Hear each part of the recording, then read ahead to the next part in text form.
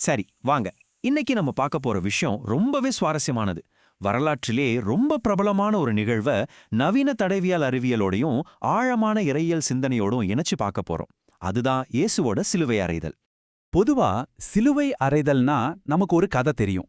ஆனா ஒரு தடவியல் நிபுணரோட கண்ணோட்டத்துல பார்த்தா அது எப்படி இருக்கும்?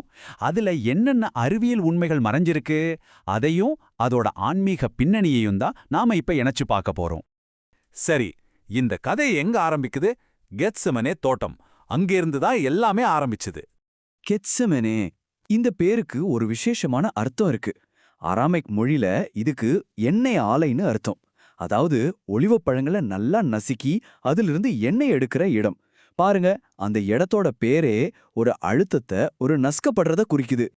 இங்கதான் இறையிலும் இணையுது. ஏசையா புத்தகத்துல ஒரு வசனம் வருது, அவரை நொறுக்குவது கர்த்தருக்கு சித்தமாயிருந்ததுன்னு.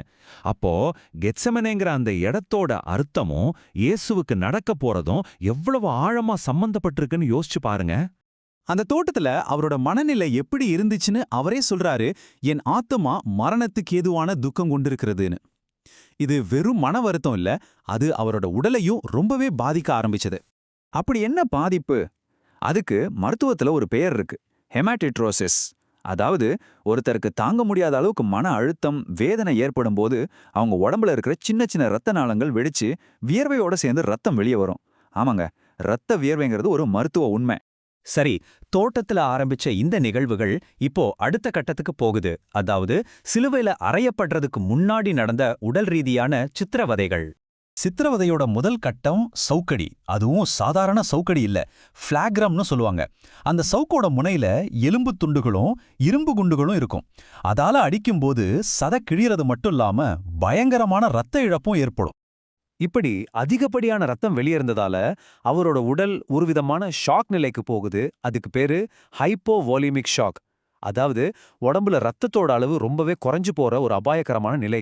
அடுத்தது முள்முடி. அது சும்மா தலையில வச்ச அலங்காரம் இல்ல, அந்த முட்கள் உச்சந்தலையில இருக்கிற ட்ரைஜெமினல் நரம்புகளை குத்திச்சு. இந்த நரம்புல ஏற்படுற வலி மனுஷங்க அனுபவிக்கிற வலிகள்லயே ரொம்ப கொடூரமான ஒண்ணுன்னு சொல்றாங்க. முகம் முழுக்க மின்சாரம் தாக்குன மாதிரி ஒரு வலி இருந்திருக்கும். அப்போ நீங்க ஒன்னு புரிஞ்சுக்கணும். ஈசு சிலுவையில் அறையப்படுறதுக்கு முன்னாடியே அவரோட உடல்நிலை எப்படி இருந்துச்சுன்னு பாருங்க. ரத்த வியர்வையால பலவீனமாகி, ரத்த இழப்பால ஷாக் நிலைமைக்கு போய், முள்முடியால நரம்பு வலியை அனுபவிச்சு, மூச்சு திணறலோட நுரையீரல்ல நீர் கோர்த்து ஒரு மோசமான நிலையில தான் இருந்தாரு. சரி, இப்போ சிலுவையில அறையிற அந்த செயல்முறை எப்படி இருந்துச்சுன்னு தடயவியல் ரீதியா பார்க்கலாம். பயன்படுத்தப்பட்ட ஆணிகளோட நீளம் கிட்டத்தட்ட 4.25 அங்குலம். யோசிச்சு பாருங்க, எவ்வளவு பெரிய ஆணி இது. நம்ம படங்கள்ல பார்க்கற மாதிரி உள்ளங்கையோட நடுவுல ஆணி அடிக்கப்படல. மணிக்கட்டுக்கு கொஞ்சம் கீழே பெருவிரலுக்கு அடியில இருக்கிற அந்த தடிமனான பகுதியில தான் ஆணி அடிச்சாங்க.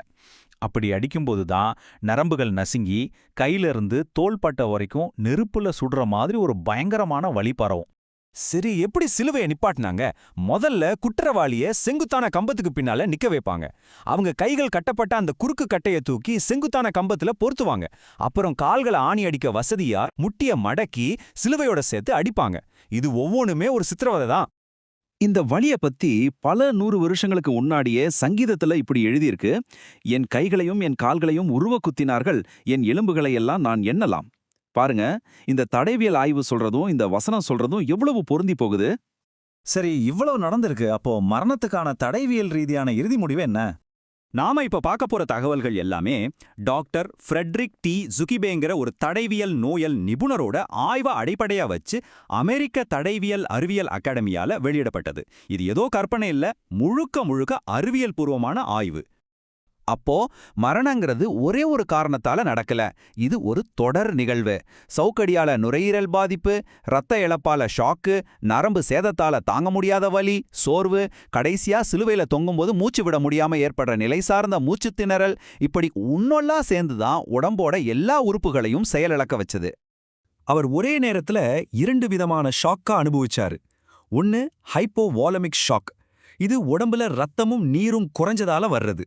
இன்னொன்னு ட்ரொமேட்டிக் ஷாக். இது கடுமையான காயத்தால ஏற்படுற வலியின் காரணமா ரத்த அழுத்தம் குறைஞ்சு வர்றது. இந்த ரெண்டுமே சேர்ந்துதான் மரணத்தை வேகப்படுத்துச்சு.